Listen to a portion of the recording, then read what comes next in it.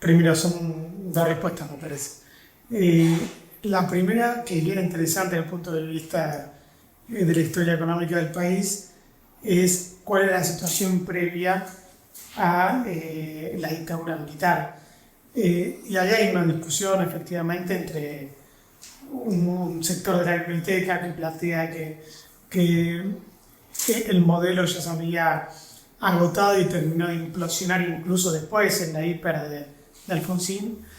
Y hay otra parte de la biblioteca donde se escribe el área de economía de Flaxo que plantean que estaba en pleno desarrollo ese patrón de acumulación basado en la industrialización sustitutiva y que vino la dictadura a interrumpir.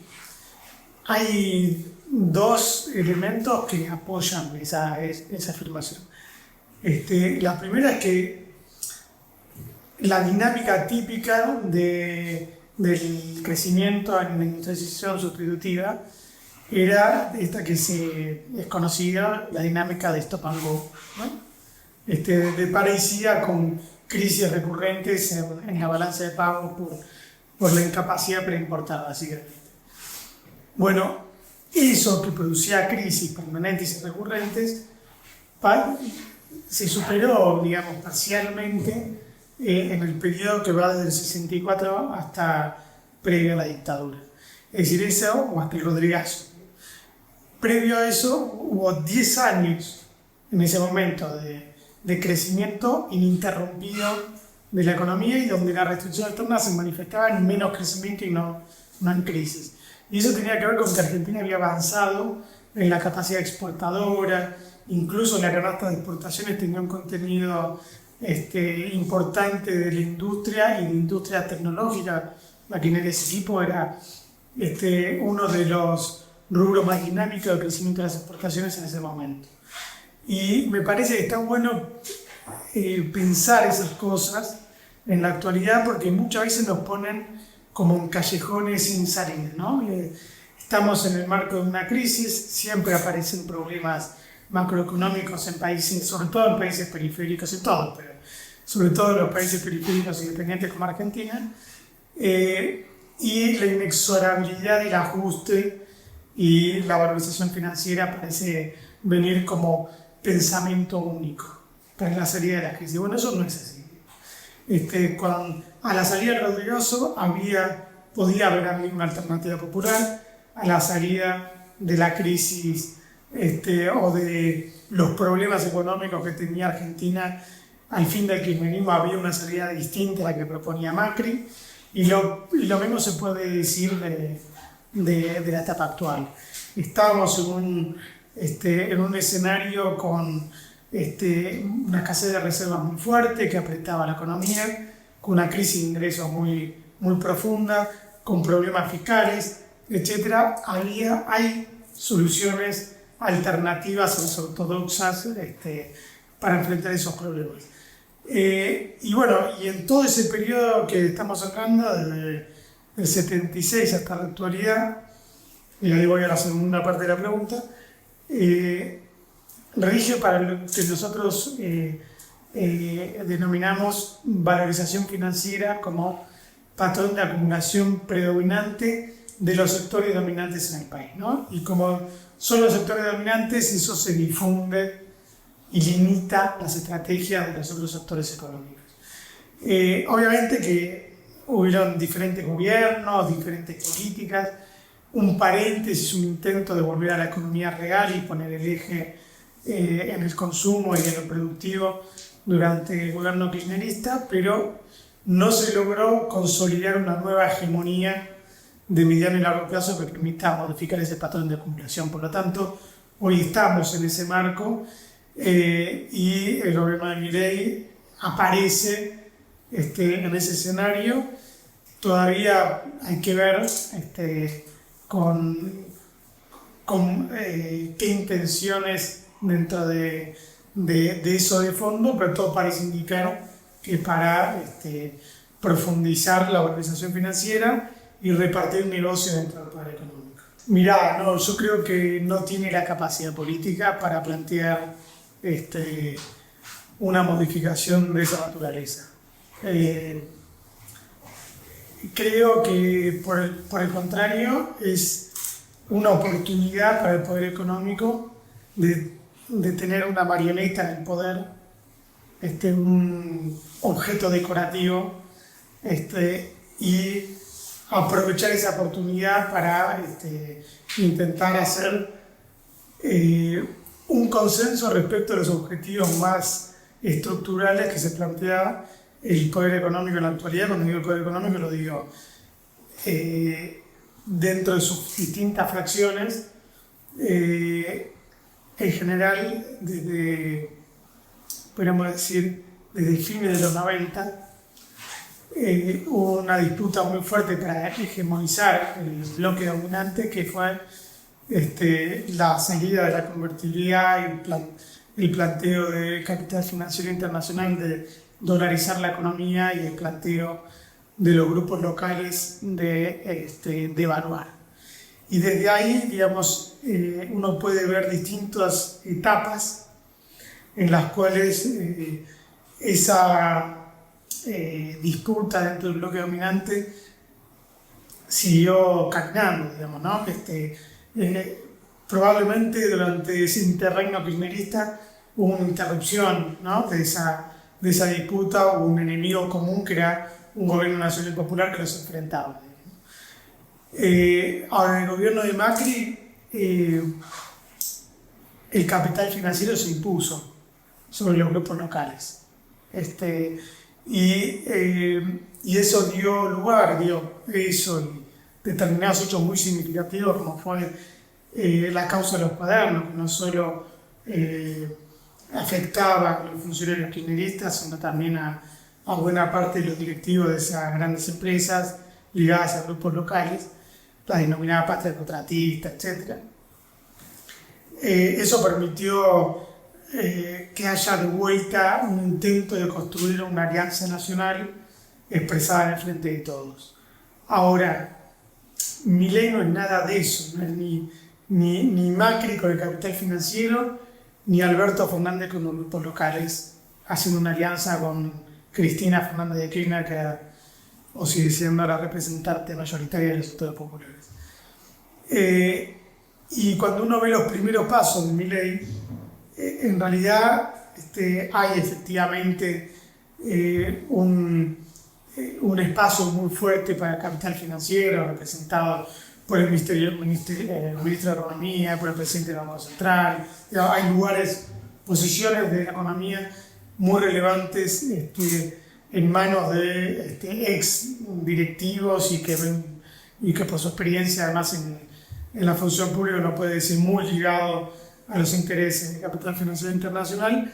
Y por otro lado, hay un espacio de negocios y acumulación que están viendo todos los grupos locales en Argentina como prioritario, que es Vaca Muerta, y ese sector va a parar más, YPF, la subsecretaría de hidrocarburos, mucho más ligada a Techín y a determinados grupos locales que pisan fuerte. Entonces, yo cuando veo ese escenario, que está bien, son los primeros pasos, todavía se maneja con conjetura, con hipótesis, pero todo parece indicar de que hay un intento de sintetizar esas diferencias del poder económico en un personaje que no tiene historia política, que no tiene representaciones orgánicas, etcétera, y que por eso lo puede hacer. Y a partir de ahí aparece, ¿no?, emerge como una oportunidad histórica, creo yo, para el poder económico de resetear la economía, como decía Pablo Roca. Y resetear la economía significa construir un nuevo contrato social donde haya una nueva matriz distributiva, y que esa nueva matriz distributiva, en detrimento de los sectores populares, se congele en el tiempo. Esa creo que es la apuesta. Ahora, la incapacidad política y la falta de experiencia política del nuevo gobierno es un elemento que pone todo esto en tela de juicio, digamos, porque así como es una oportunidad, tampoco van a estar sosteniendo un gobierno que se cae por sus propios errores. Entonces, ahí, en eso, y obviamente la activación de los sectores populares, se juega el éxito o el fracaso de Milei para construir la consolidación de un nuevo patrón de alimentación. Bueno, uno nunca sabe. Primero, lo que todos teníamos claro es que con las medidas iniciales de Milei, los principales afectados son los ingresos del sector popular, ¿no? Los ingresos, el empleo, etc. Pero si se construye una crisis y en el marco de esa crisis el reparto de los negocios se ve limitado, lo cual puede ser un hecho derivado del fracaso de la ley Ómnibus, es decir, que no estén las privatizaciones. Entonces, la crisis económica va a afectar al conjunto de la sociedad. De hecho, lo estamos viendo, 28% de caída interanual en enero de las ventas minoristas. La caída tan fuerte de los patentamientos en una orden de magnitud similar. Son la caída de la producción industrial, de la construcción. Los primeros indicadores muestran una crisis, que si ahora esa crisis no aparece las asimetrías, las compensaciones, que permitan sostener los ingresos, las estrategias, expectativas de una parte del poder económico, bueno, ahí me parece que se empieza a debilitar en el apoyo que está buscando Milei, ¿no? O sea, ese poder económico necesita un Estado. Necesita que Milei ejerza, ponga un rol del Estado, es necesario. Ese poder económico necesita ese cambio. Un Estado en el sentido de que necesita un orden social. Sí, claro. Ese orden social lo tiene que construir un presidente que no parece muy decidido a ir por ese lado. Entonces creo yo que al mismo tiempo que es una oportunidad, Milei es una oportunidad llena de interrogantes que se van a ir respondiendo a medida que transcurra su gobierno. Pero como vos planteás, y yo coincido, el poder económico, y ve a Milei como un mascarón de prueba. Ahora, si ese mascarón de prueba no logra los resultados, y va a intentar buscar los objetivos por otros medios. Ahora, que esos otros medios sean afines a los intereses populares no es necesariamente así. Bueno, yo creo que hay elementos que todavía no aparecen para dar una respuesta consolidada de estas inquietudes, son muy relevantes, pero lo que sí uno puede ver es esta síntesis para intentar, bajo la bandera de la crisis fiscal, generar una reducción fuerte de los salarios y sostenerlo en el tiempo. Ese sostenimiento en el tiempo conduce a algo que todavía no está dentro de las cartas que se pusieron sobre la mesa, que es cuál es el plan de estabilización, ¿no? Porque por ahora lo que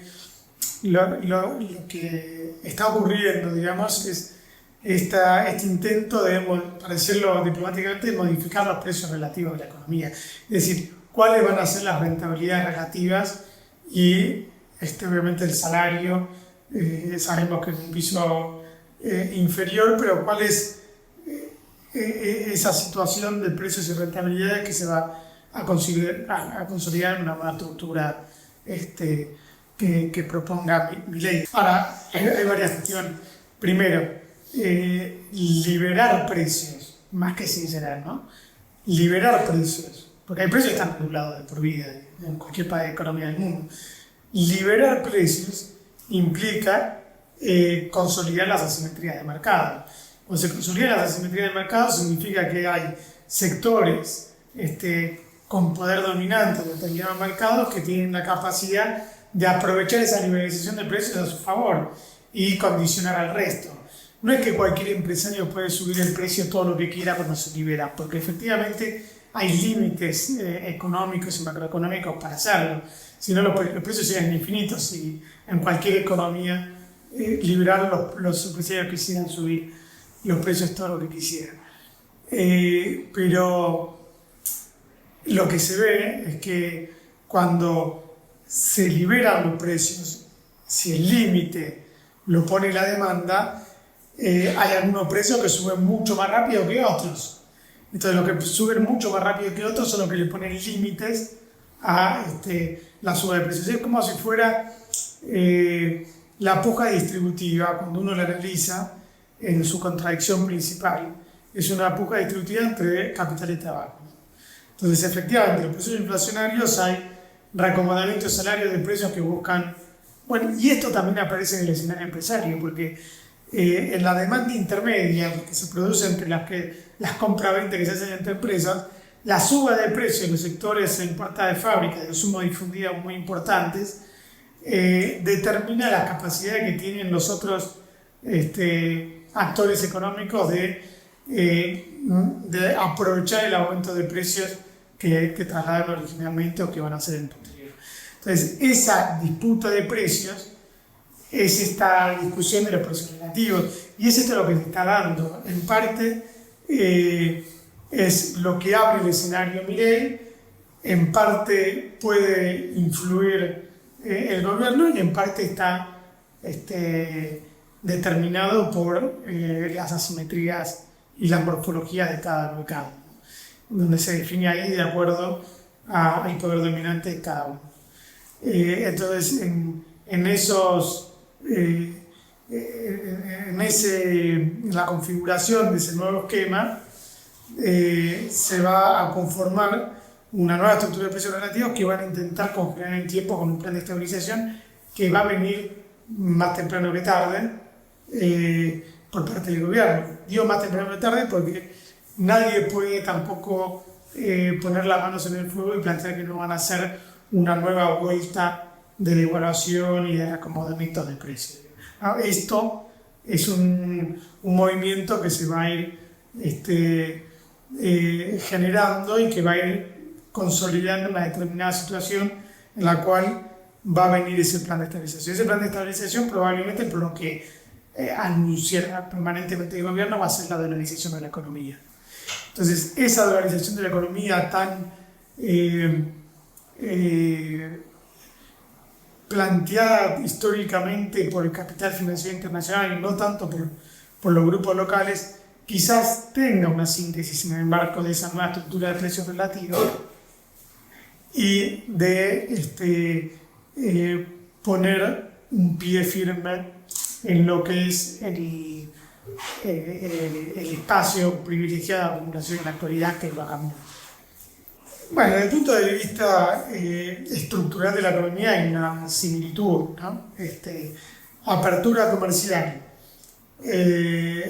y convertibilidad generan una igualación del precio y por ende una competencia de productividades de las economías en iguales condiciones con Estados Unidos, con una potencia mundial.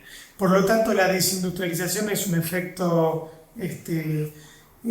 obvio de esos procesos y va a ocurrir en la actualidad, si es que efectivamente se aplica la dolarización como ocurrió en la convertibilidad. La gran diferencia es, por un lado, la irreversibilidad de esos procesos.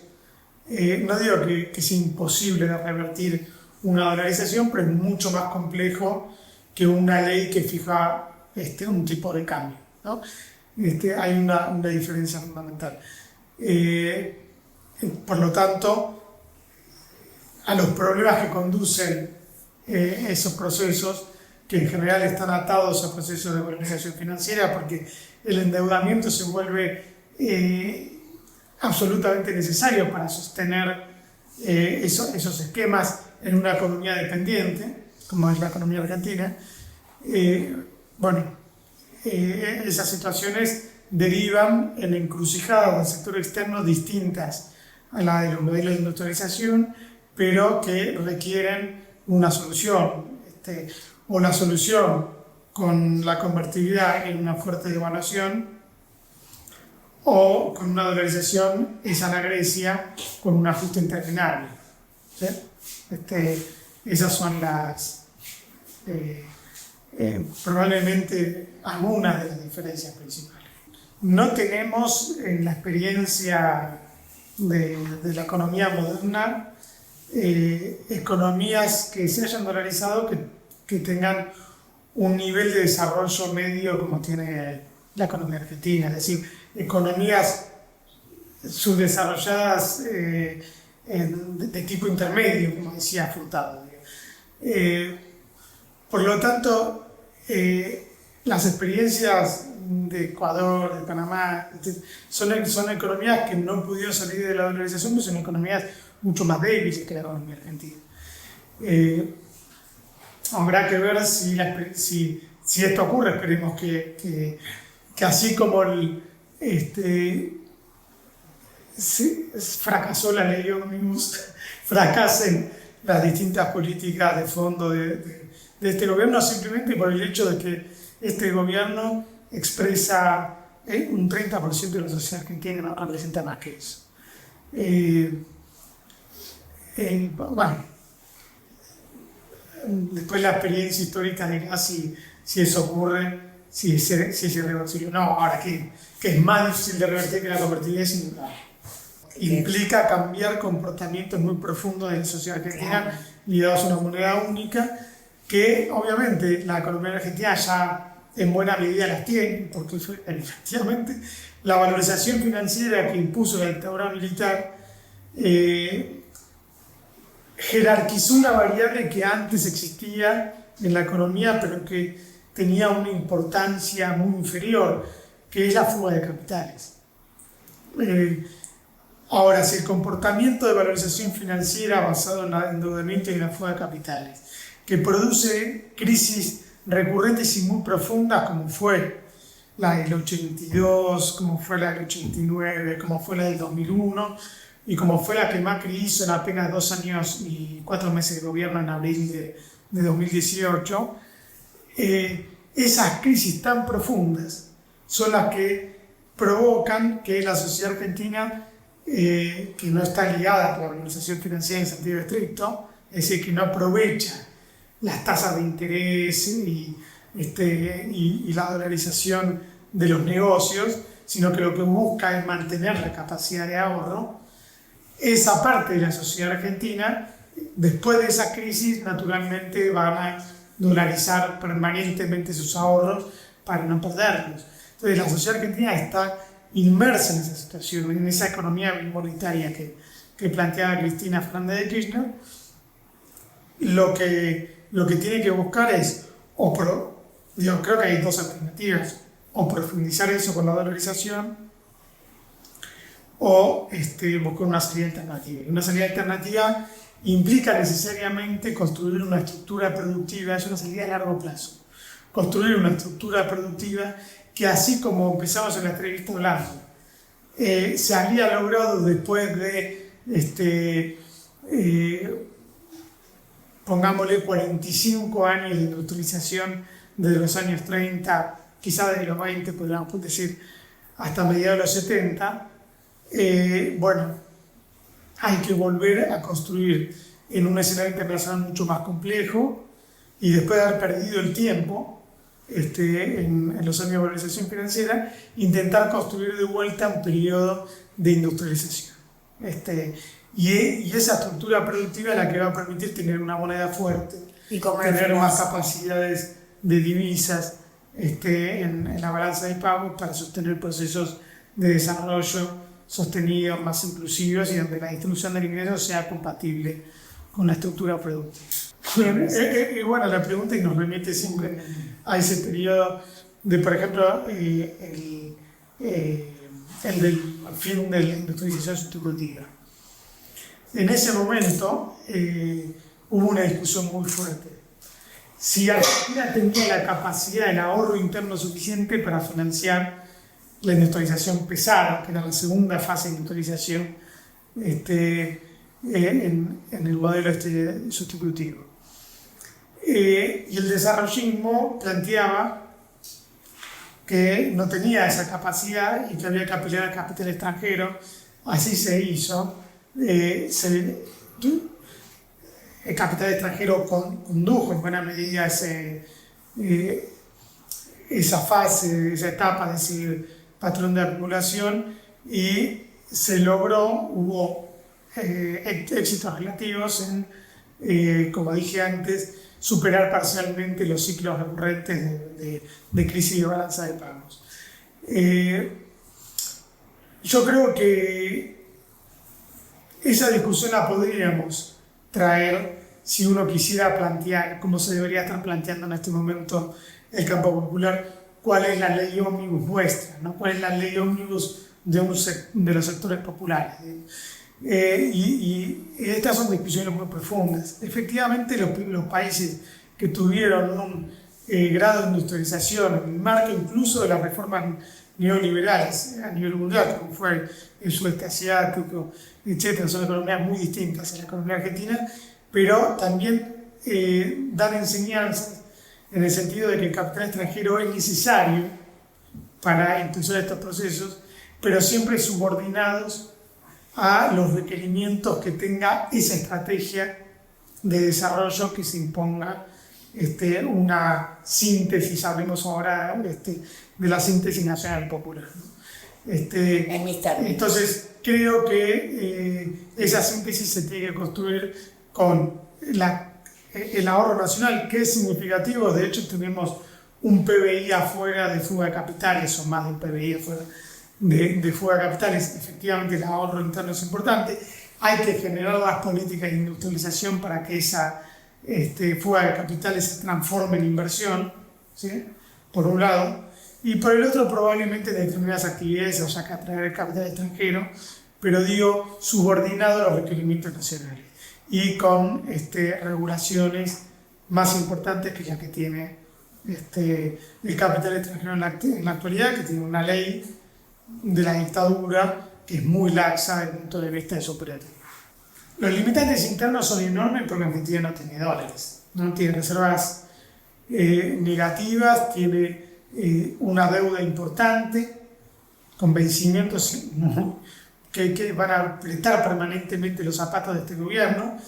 Estamos en, quizá podemos decir, el último año en el que esa piedra en el zapato es un poco más chica de lo que va a venir después. La segunda mitad de los años 20 tenemos vencimientos que no son tan lejos de lo que recibió el Frente de Todos. Por lo tanto, deuda impagable. Entonces, Argentina tiene vencimientos muy importantes y por lo tanto tiene una limitación de corto plazo en las reservas y de mediano plazo por los vencimientos para poder cumplir esos compromisos externos. Y por otro lado, hay un escenario internacional complejo de varios puntos de vista. Primero, uno que podríamos decir evidente. A diferencia de 2001 o de los fines de los 90, cuando era el Banco Mundial y después el Fondo Monetario que planteaban la dolarización de la economía argentina, a diferencia de ese momento, en la actualidad la hegemonía del dólar en las reservas internacionales de los bancos centrales del mundo ha caído estrepitosamente. Ya no es es la moneda hegemónica, no es la única, y por lo tanto plantear la dolarización puede resultar hasta anacrónico desde el punto de vista histórico. Y por otro lado, estamos en un escenario en el cual Argentina tiene que plantear qué lugar va a ocupar en esta nueva guerra fría del siglo XXI que aparece con la guerra de Rusia y Ucrania, con el apoyo de la OTAN claramente, y después el estallido en la Franja de Gaza.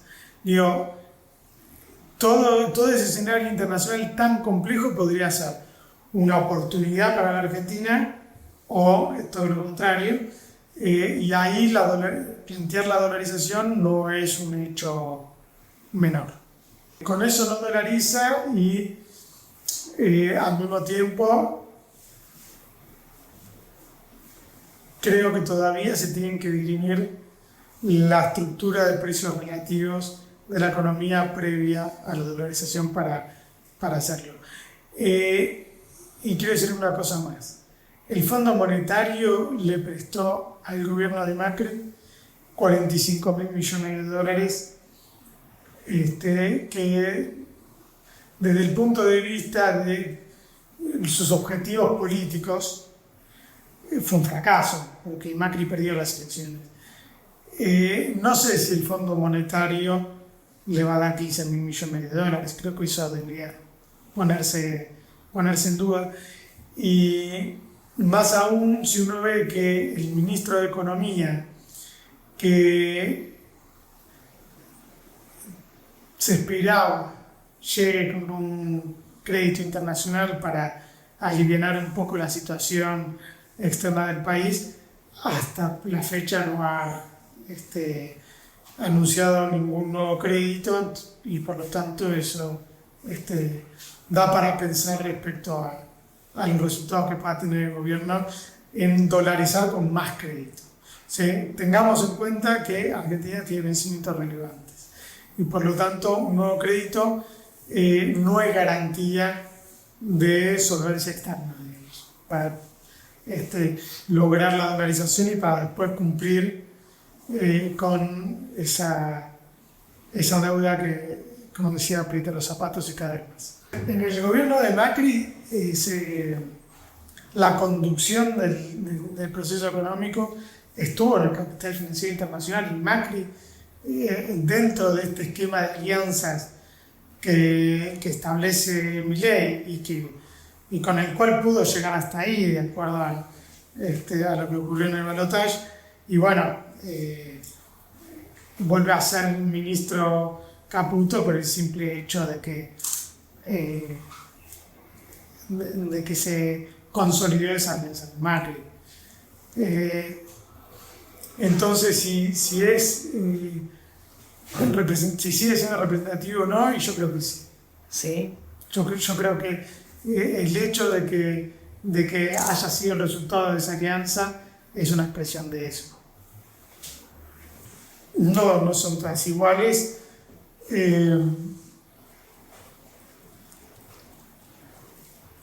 No todas las crisis están vinculadas a procesos estructurales de cambio, y yo creo que las que sí lo están suelen ser crisis más duraderas, y es probable que estemos en un escenario de ese tipo. Por lo tanto, sí, va a haber esta inflación, esto es evidente, y uno puede ver en términos macro que eso puede reflejarse en distintos periodos, pero el tiempo de salida de esta crisis va a ser, si se consolidan las reformas estructurales, mucho más, probablemente mucho más largo.